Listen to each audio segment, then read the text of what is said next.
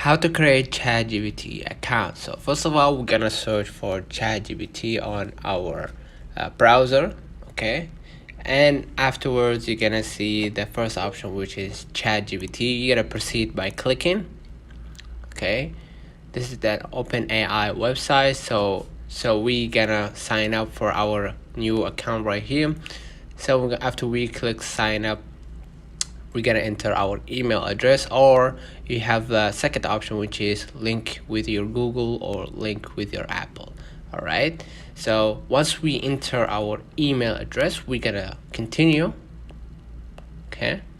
And after we creating our own password, so after we sign up with our OpenAI account, it says right here, unfortunately it's not available for in my country. So OpenAI is available for some countries. If it is available on your country or on your area, you're gonna just have to enter your phone number, and you're gonna verify by sending the code or typing the code that's been sent on your phone. And lastly, you will be able to access OpenAI or ChatGPT website.